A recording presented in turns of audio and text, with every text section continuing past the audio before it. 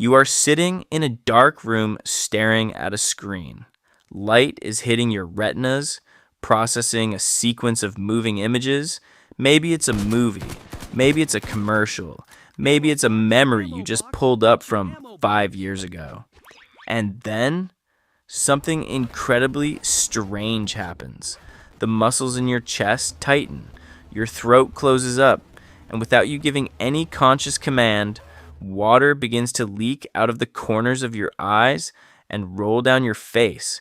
If you step back and look at this objectively, it is an absurd physical reaction. You are leaking salt water from your face because of a thought.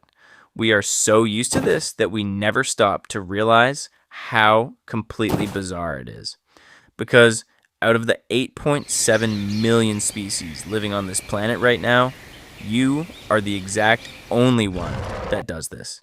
Dogs whine when they are anxious. Elephants are known to mourn their dead.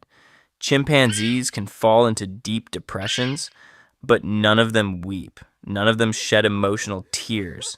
If you see a dog or a cat with watery eyes, they aren't sad. They have an eye infection or scratched cornea. Every other animal on Earth only produces tears to clear out dust or lubricate the eyeball. We are the only species that cries because of how we feel. And for centuries, science had absolutely no idea why.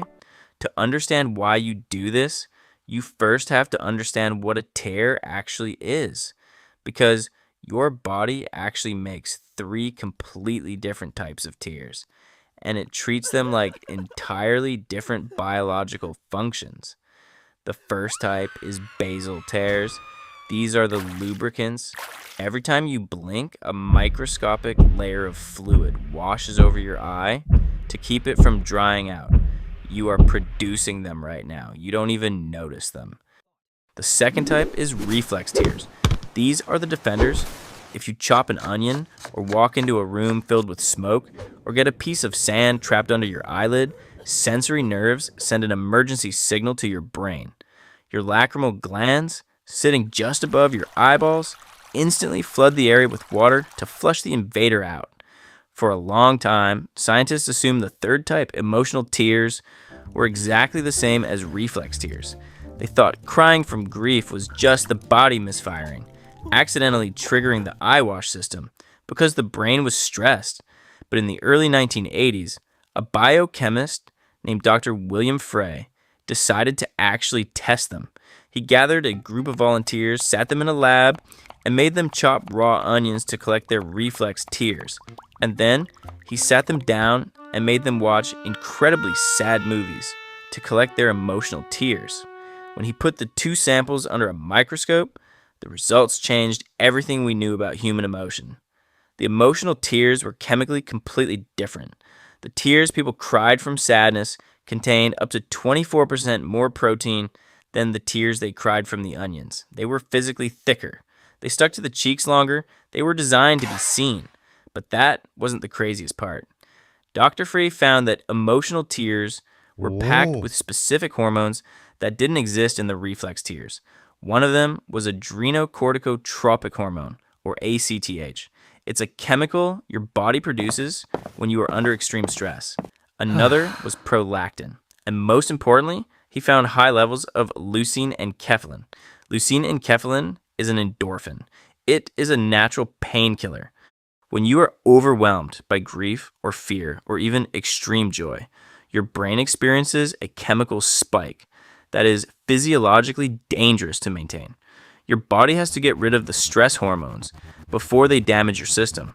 So, it packages them into salt water, pushes them out of your eyes, and laces them with a natural painkiller to calm you down. When you cry, your body is literally medicating you. It is an excretion process, exactly like sweating when you are too hot, or exhaling carbon dioxide. You are flushing the stress out of your biology. This is why, after a deep, heavy crying session, you almost always feel a strange sense of calm. Your parasympathetic nervous system has forcefully hit the reset button. But that's only half the story, because if the only goal was to excrete stress hormones, your body could have found a much more efficient way to do it. You could sweat them out, You could exhale them. You could literally just process them through your kidneys. Why did evolution choose to push them out of your eyes, directly down the front of your face, where everyone else can see them? To answer that, we have to go back roughly 300,000 years to the African savanna. Imagine you are an early human. You are not the strongest animal on the savanna. You don't have sharp teeth, you don't have claws, and you don't have thick fur. You are soft, slow, and incredibly vulnerable. Your only real advantage, the only reason you survive at all, is the group, the tribe. If you are separated from the group, you die. Now imagine you are hurt, or you are terrified, or you have just lost someone you care about. You are in deep psychological or physical distress. You need help from the tribe. For a chimpanzee or a wolf, the instinct is to vocalize. They howl, they scream, they cry out, and for millions of years, our earliest ancestors did the same thing. Human babies still do. When a baby needs something, it screams at the top of its lungs. But there is a massive evolutionary flaw with screaming. A scream is an unencrypted broadcast. It tells your tribe that you need help, but it also tells every predator within a 2-mile radius exactly where you are and that you are currently weak. On the ancient savanna, screaming when you were vulnerable was a very good way to get yourself killed. Evolution needed a way for humans to signal the distress to each other without signaling it to the leopards and the hyenas.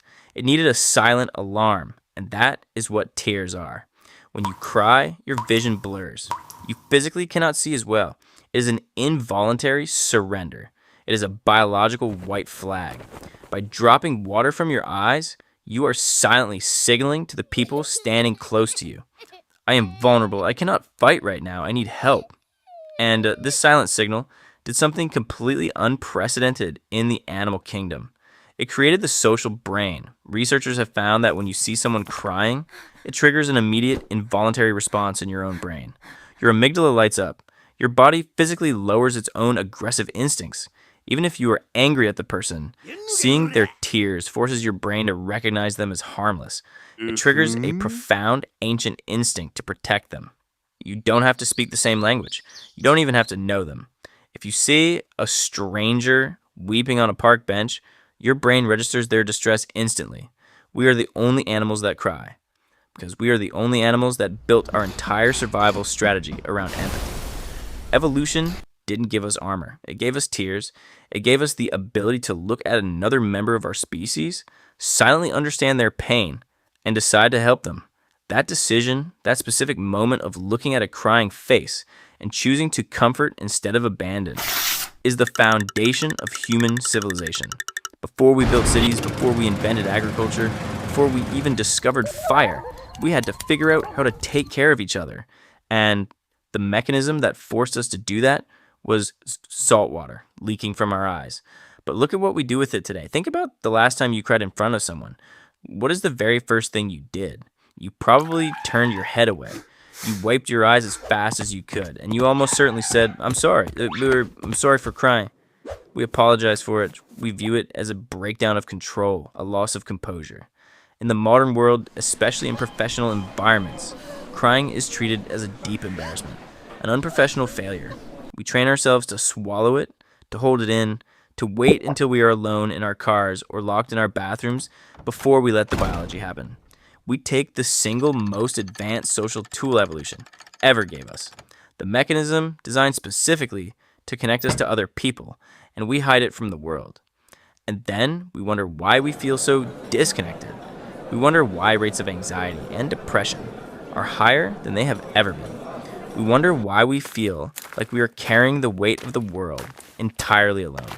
We are running a 300,000-year-old operating system in a world that tells us to ignore our own programming. When you hold back tears, you are not just stopping water. You are trapping stress hormones inside your body. You are blocking the release of natural painkillers.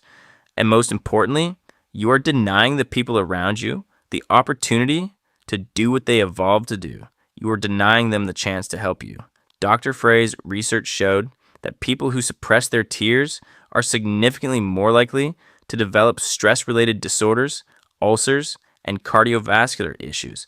Your body literally attacks itself when you refuse to let it heal. But there is one final piece to this mystery. We don't just cry when we are sad. We cry at weddings. We cry when we see a soldier reunite with their family. We cry when someone does something incredibly kind for a stranger. Why do we produce tears of joy? Psychologists call this a dimorphous expression. It happens when your emotional system gets so overwhelmed by a single feeling, even a positive one, that it literally cannot process it. The joy is so immense, the beauty is so profound that it threatens to short circuit your nervous system. So, your brain reaches for the emergency valve. It triggers the exact same physical response it uses for grief, just to bring you back to baseline. Tears of joy are your body's way of restoring balance when life is almost too beautiful to handle. Every other species on this planet exists in the moment. They feel hunger, they feel fear, they react, and they move on. But you don't. You carry the past with you, you worry about the future, you feel the weight of other people's lives. You are a creature capable of such intense, overwhelming emotion that your own brain had to invent a physical release valve just to keep you from breaking apart. So the next time you feel your throat tighten and the waters start to fall, don't apologize for it. Don't turn away. Don't treat it like a malfunction. It's not a weakness. It is the exact opposite. It is your body remembering what it means to be human.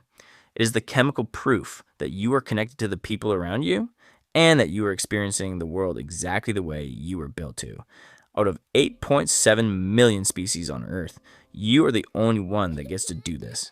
And that is nothing to be sorry for.